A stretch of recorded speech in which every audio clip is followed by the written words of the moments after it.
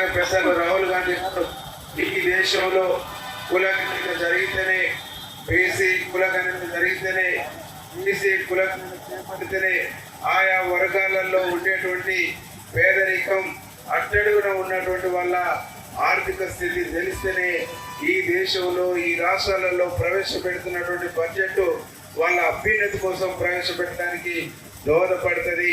కులగణన జరిగితేనే నీళ్ళేవో పాలేవో తేలిపోతే అని చాలా స్పష్టంగా చెప్పారు.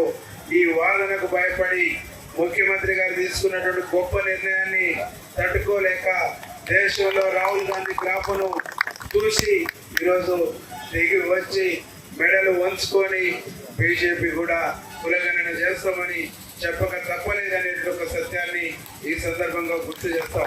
కేంద్ర ప్రభుత్వం మెడలు వంచి, బీజేపీ మెడలు వంచి ఈ రోజు కులగణన సాధించినటువంటి నాయకుడు ఈ దేశంలో రాహుల్ గాంధీ అని చెప్పేసి ఈ సందర్భంగా తెలియజేస్తూ,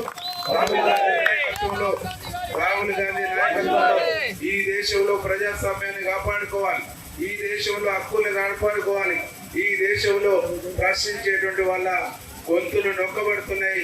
ఆ ప్రశ్నించేటువంటి వాళ్ళ గొంతులు నొక్కకుండా ఉండాలి, వారికి స్వేచ్ఛ ఉండాలి, మాట్లాడే హక్కు, సంఘం పెట్టుకునే హక్కు, సభ పెట్టుకునేటువంటి హక్కు, ప్రశ్నించేటువంటి హక్కు, నచ్చిన రాజకీయాల్ని నచ్చిన మతాన్ని స్వీకరించేటువంటి హక్కు ఈ దేశ రాజ్యాంగం ఈ దేశంలో ఉండేటువంటి పౌరులకు ఇచ్చింది.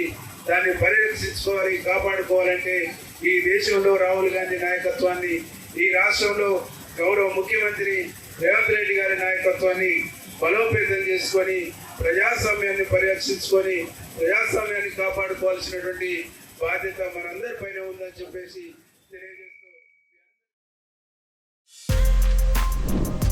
For more videos like this, subscribe Big TV channel.